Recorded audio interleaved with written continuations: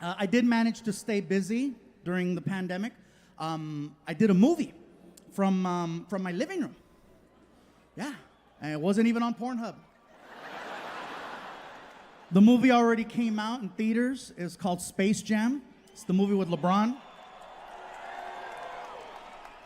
Los Angeles, you are looking at the new voice of Speedy Gonzales. Thank you. I found it ironic that they hired the slowest Mexican to play the fastest.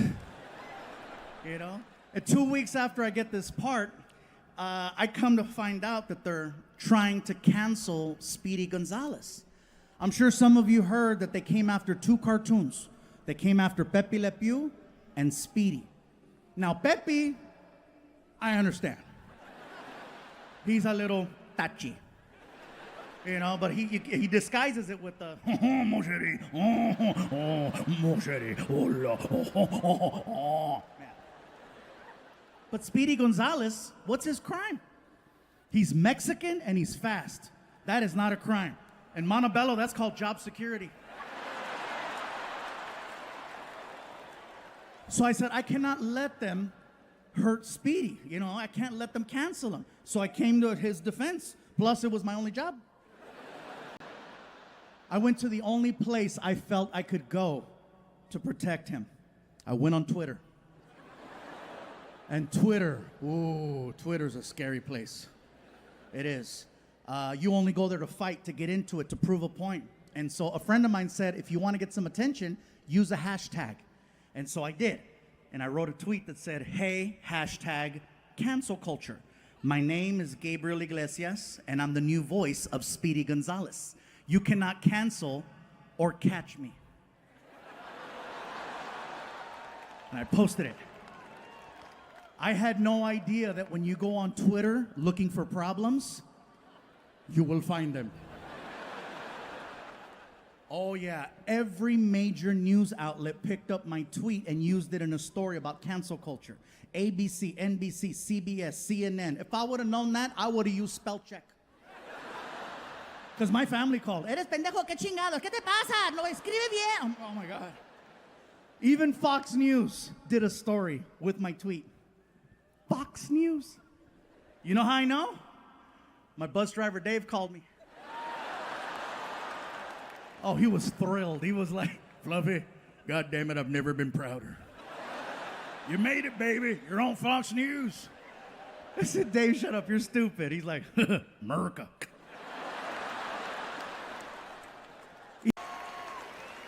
Gabriel, we were thinking that perhaps you would like to lend your real speaking voice to the character, maybe modernize him a little, you know, bring him up to speed. I said, well, you know, with all due respect, I appreciate the fact that you would give me the power to change the sound of such an iconic character. But at the end of the day, when people see the movie, I don't want them to think of me. I want them to think of Speedy Gonzales. So I said, please keep his voice original.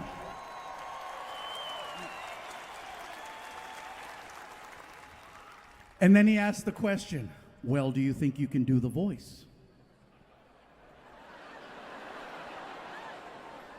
How did I get the part? Now remember, I never auditioned for Speedy Gonzales. They just called me, and I assumed that they knew that I did voices for a living and that I could pull this off. So I says, what made you choose me if you didn't know whether or not I could do the... Oh. You needed a big brown shield in case shit happened, huh? And then all three people on the phone call were like... I said, well, don't worry, because with me, you get a twofer. You get an actual Mexican, and you get someone that can nail the voice. So, oh yeah. That's right. So I think your mom would like to meet Vicente Fernández right now. I said, Emily, let me tell you something. If she says no, I want to meet him. I'll be right back. Ama, dime, mijo. Emily wants to know if you would like to meet Vicente Fernández right now. Mijo, that sounds nice. All right, Emily, she's in. Emily goes, is she even a fan? I go, trust me, that's her reaction. She's good. She has the whole house covered with Vicente Fernández records and cassettes. Okay, we're good. So Emily comes back and she puts these special VIP bracelets on us with a little click, and she walks us through a door into the backstage area. As soon as we went through the door, I knew exactly where we were. I was just there a week ago. So I got my mom arm in arm, and we're walking down the hallway, okay? Come on, Ma, let's go. Let's go. We're walking down the hallway, and we're getting closer and closer to Vicente Fernandez's dressing room. The door is wide open, and I can hear a commotion coming out of the dressing room. And then a man and a woman exit the room, and the man is holding on to the woman's shoulders, and he's like, it's okay, it's okay, it's okay, it's okay. And the woman looks destroyed, okay? Mascara's running down her face. My mom sees that, and she's like, mijo, did you see that? Did you see what the mascara? What the mascara parece puta la cabrona.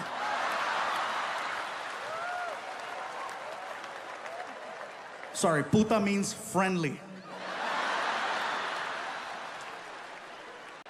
So we get by the door, and the closer we get, we start to see a guy in the room. He comes to the door. In the room, there's 3 people, okay? There's Vicente Fernández, the photographer, and a handler.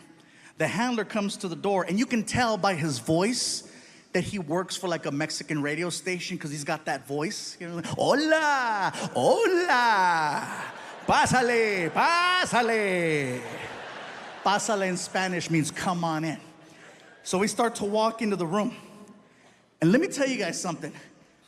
If you grew up listening to Vicente Fernández from a young age and you get the opportunity to meet him, it is seriously a religious experience. My mom and I are entering the room. The only thing missing is the freaking Domines Patres en el nombre de San. You don't look at him, you look at the floor. Out of respect, you just look at the floor. Come on, Ma. We get all the way up to him, and I see boots. And when I see the boots, my mom and I both just... He knows what you're doing. He knows you're checking him out. So what he does is he poses, okay? Vicente stands there and he poses. He'll have the sombrero, the hat, to his side. And then he doesn't look at you. He looks away.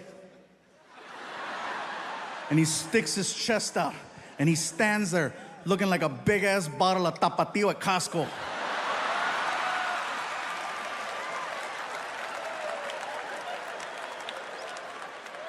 And then he looked at me. And he recognized me, not as a comedian, but because I was there the week before and my photo was hanging outside his door.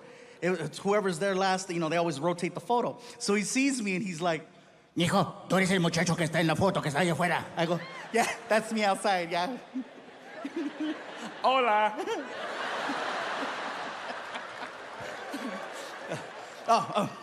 Vicente, I'm sorry. Le presento mi mamá. I'm like, oh my God, I think I just offered up my mom to Vicente Fernández. She's like 73, better late than never, Ma, get him. My mom starts walking up to Vicente. He was so nice. He goes out to shake my mom's hand, and my mom grabs his hand. And I don't know where she got this strength and energy from, but she grabbed him and pulled him in. Hard, like the video game. Get over here. And then hooked him. She hooked him and she starts screaming into his chest, Mi chente, mi chente, mi chente. I'm like, oh my God, she's getting horny.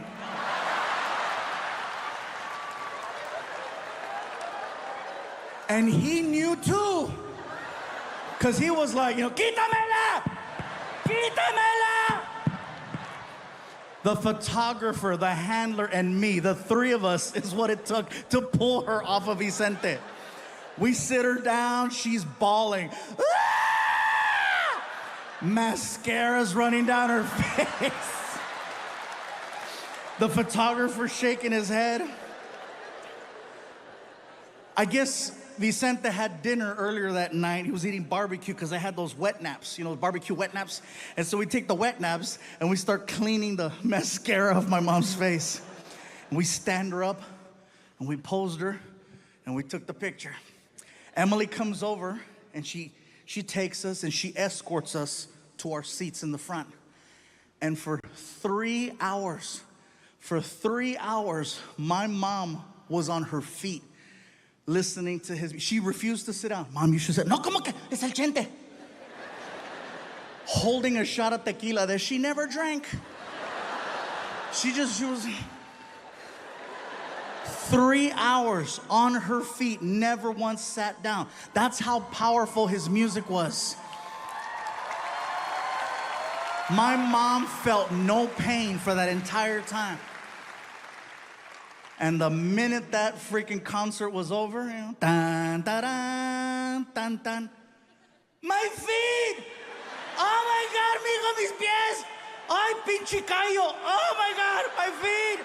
Ay! And I'm like, oh great. So now I gotta drag this living novela to the parking lot. I helped her into the car. My feet! I told you to sit down. You don't sit for Chente. Here comes Emily. Did you guys have a good time? I go, Emily, we had the greatest time. Thank you so much. I got something for you. I go, what's up? And she hands me an envelope, and I open it. And inside the envelope is the picture. She printed it out for me. And when I looked at it, I got so choked up because I have never seen my mom so happy in a picture. And it's not that she wouldn't smile. She would smile, but it was that, 1, 2, 3, cheese.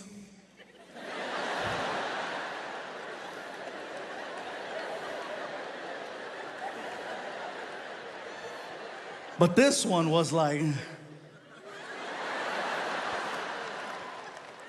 And what makes it extra special is that is the last photo I have of my mom, and she was the happiest. And I know that that moment wouldn't be possible if I did not do this for a living.